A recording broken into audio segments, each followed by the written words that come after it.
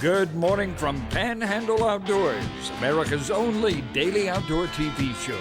Your source for fishing, hunting, and information for folks who enjoy the great outdoors. Now sit back, relax. It's Panhandle Outdoors. Good morning, folks. Welcome to Panhandle Outdoors. I'm Winston Chester. I'm glad you're here this Monday morning. Got a great week lined up here on our show. Some special guests coming in, including today. And later on, we're going to have some Coast Guard folks coming in this week talking about safe boating and all. But it's still February. So let's take a look at our weather brought to us by Gulf Coast Air Conditioning, Drew Pollard and hardworking crew up here in Southport.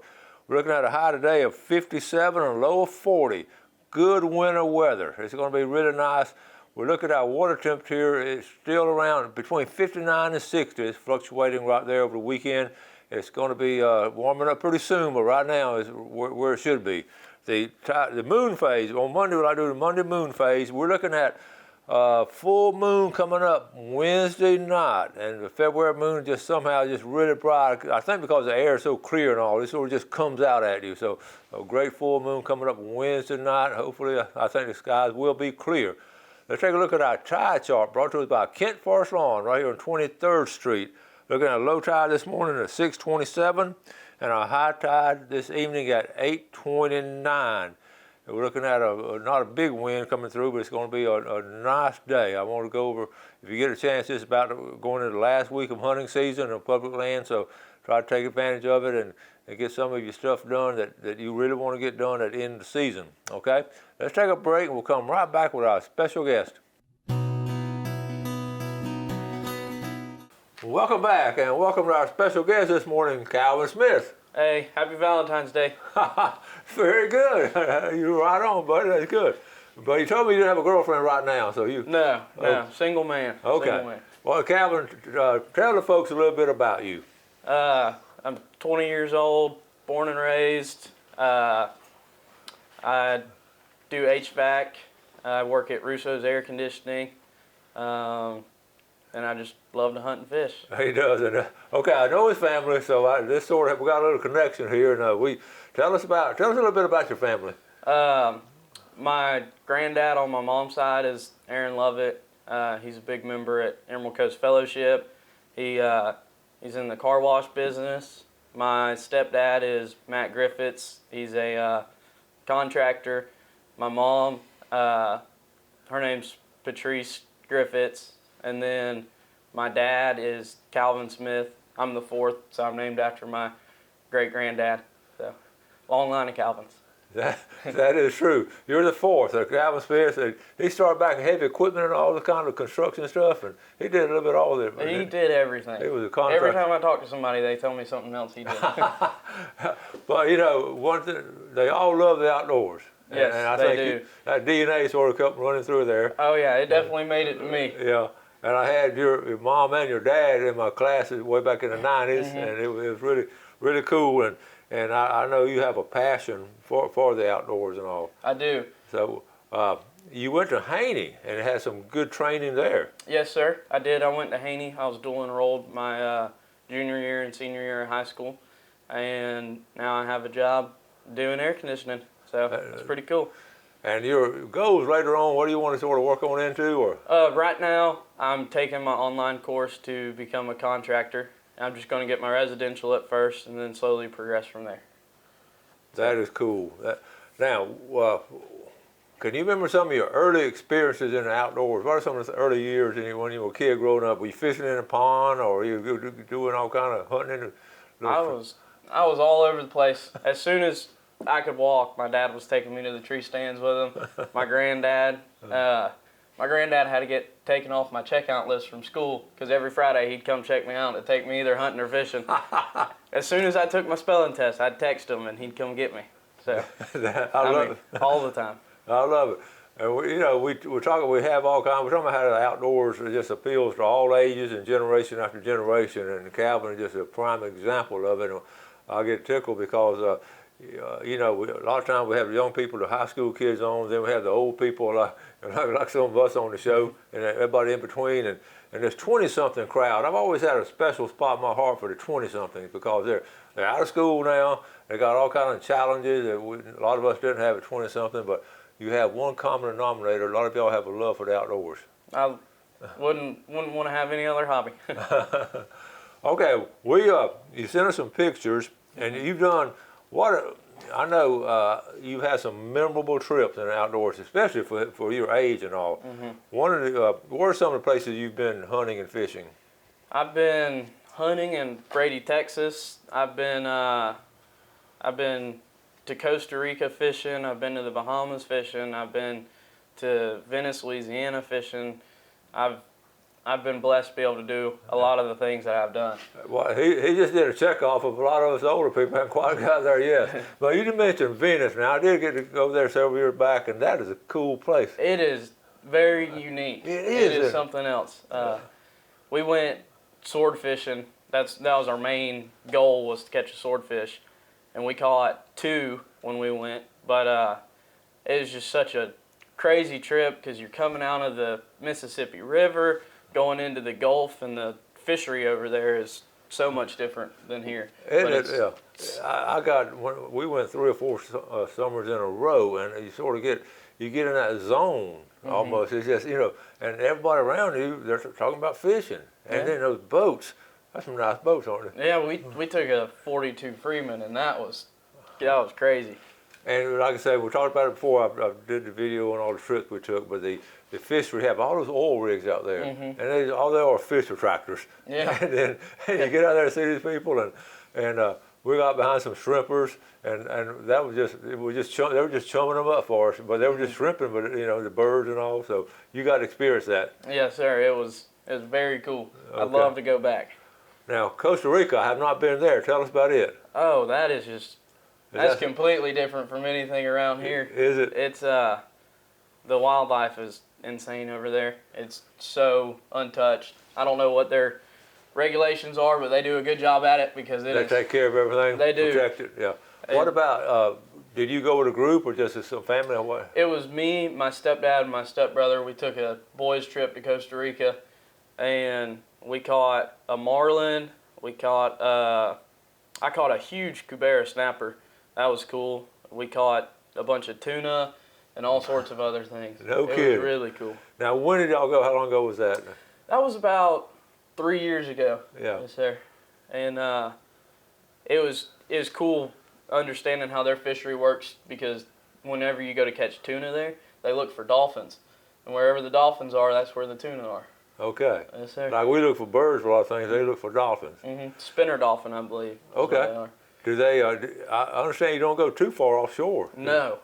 I mean, you can see land the whole time you're fishing, catching a marlin. That's just that's crazy. That is crazy. Yeah. You catch a marlin, there's land right there, and they release a lot. All the billfish they typically release. Yeah. And but we kept a bunch of yellowfin tuna and some mahi-mahi and things like that. You brought home some good food.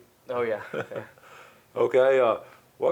Tell us about it. What do you have right here now? So this is from a swordfish I caught in Venice, and I got 3 of these made. And to tell you the truth, I can't tell the difference between the real one and the fake one. Really? So one's the real bill. I think this is it, but the other ones are replicas. And that was just such a unique experience, hand reeling up a fish from 2,000 feet. Typically, whenever you're bottom fishing, the fish, they blow up with air about halfway up and they quit fighting. These things fight from the bottom to the surface, and once they get on the surface, they fight some more. And then as soon as you think they're done, they see the boat and they're right back at it again. They're strong too, aren't Yeah, they? they're very strong. So how long did it take you to get them up? It took a little over an hour. No kidding. Yes, sir. You go like this and All back hand down crank like that. reel. Yeah. I was hand cranked it. I was hoping we had an electric one fishing 2,000 feet. You got but we that didn't. hand cranking. Yes, sir. Folks, if you caught them, just out here at 200 feet deep, it was about to kill you. But now, how deep was this one? It was around 2,000 feet, give or Holy take. cow! Did they have electric reels? No, They didn't. I was hoping they would, but That's funny. And how big was it, lengthwise? it was probably 6 feet, not including its bill. It was pretty close to 6 feet, and then plus the bill, it was probably 7.5 feet long. Goodness gracious! You got some good pictures and all from that. Yes, sir. All right, we're going to take our break, and we're going to come right back with Calvin Smith.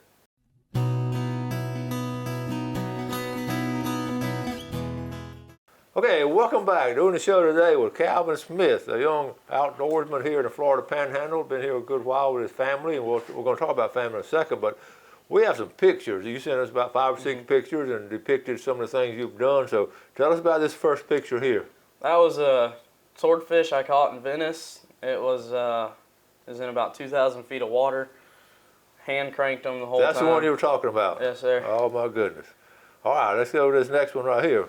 That's a big buck. That was a 8-point that I killed last year at the Patronus's farm up off Highway 20, and that was a very cool experience. I've been able to kill 2 nice 8-points up there in the time that I've known them. That's cool. Okay. That's the other 8-point. I killed that one 2 years ago up there. That was a good buck. That was a fun hunt. All right, and what we got here? That is a pig that I killed up at my granddad's farm 2 or 3 years ago. I called one of my buddies and was like, "Hey, let's go shoot some hogs tonight with the thermal scope." And he was like, "Yeah, I'm ready to go." And we were just in the backyard of the house, and we turned it on, making sure the scope was working before we went hunting. And he was like, I can see your cow out there." And I was like, "We don't have cows." And sure enough, it was that was y'all just warming up, and he was back there. He was right in the backyard hanging out. Yeah. That thermal vision is exciting, isn't it? It is crazy. You feel like you're playing a video game or something. Yeah. It doesn't even seem real. That is cool. And that's another one I killed up at my granddad's farm. I shot him from probably 250 yards away with my .243, and the bullet never exited him. And so finding him was crazy because there was no blood, and all I found was one running track, and he was 10 yards in the tree line, just laying there. Wow. And he had some big cutters on him. Boy, I see that. And then this right here, this is another buck? Or? That's a 9-point that I killed this season running dogs. That was really fun right there. Just where were y'all hunting there?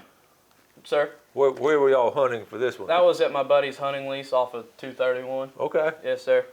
So you've done the still hunting, the dog running, and then the night vision. So you've covered the hunting scene pretty well. I've touched all bases. Yes, sir. Have you done any kind of bird hunting, quail or dove?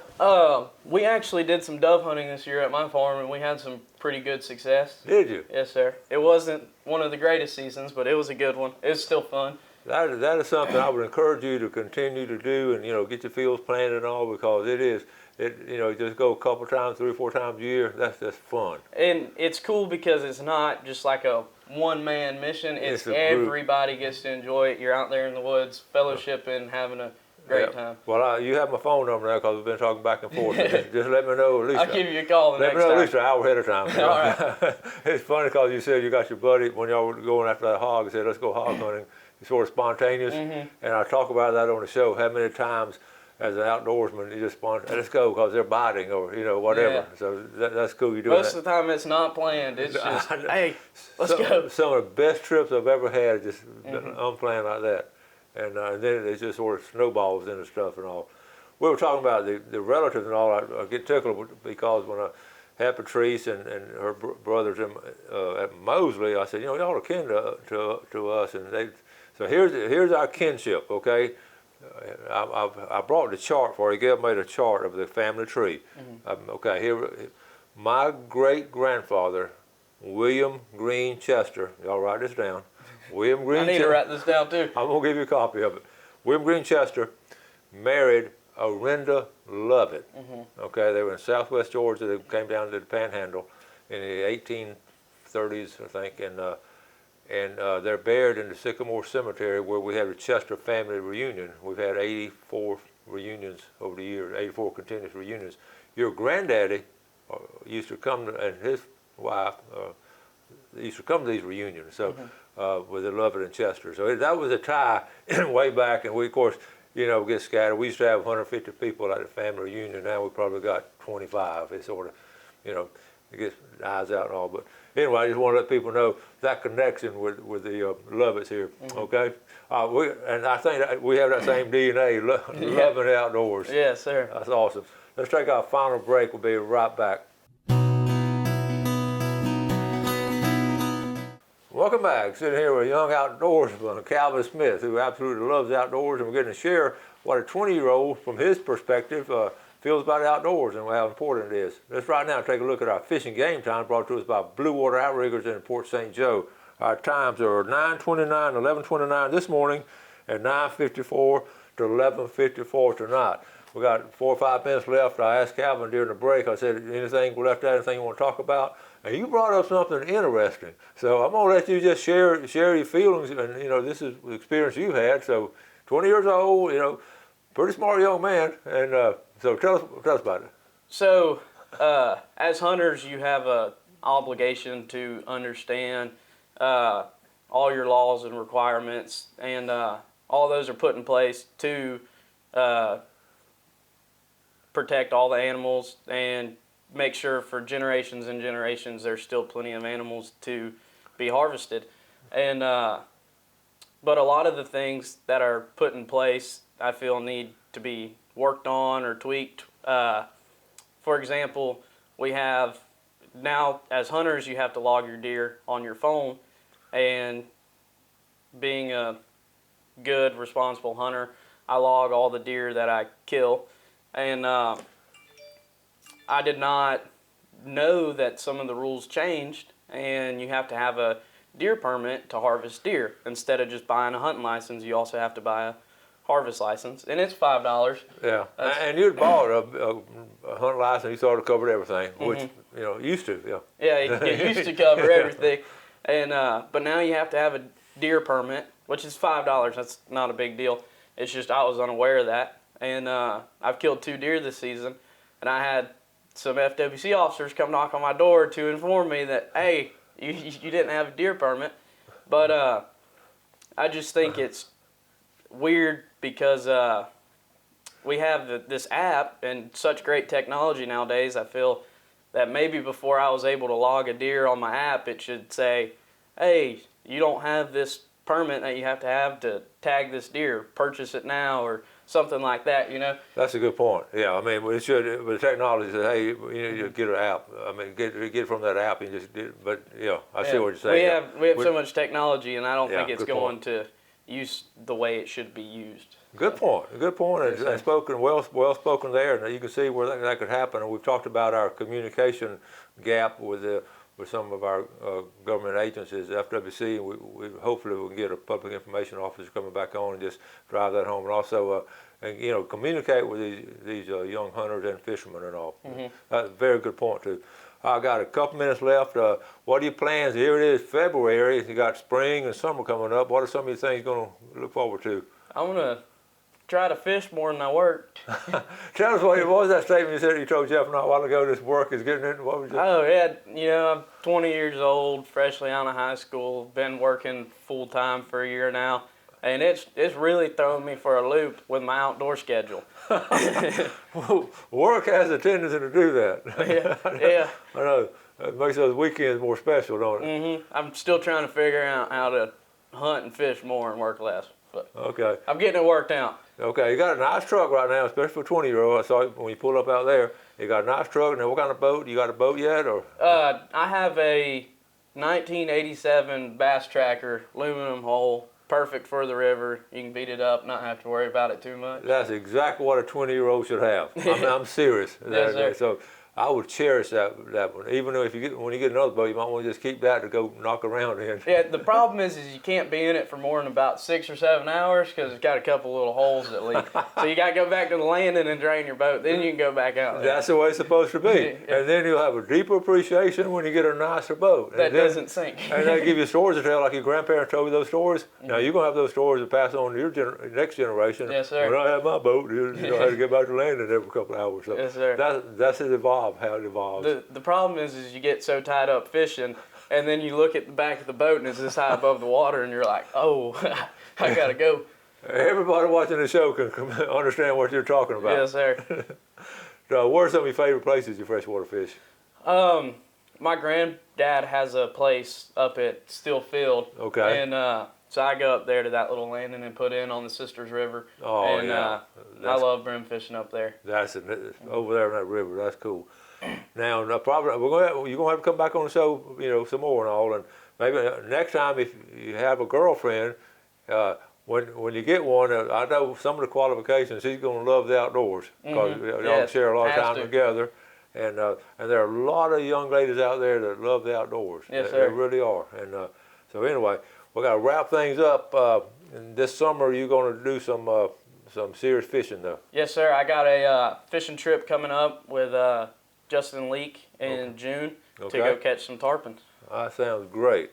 Keep us posted, and I know your folks and all. You want to say hi to all your folks and all. Make sure we cover everybody.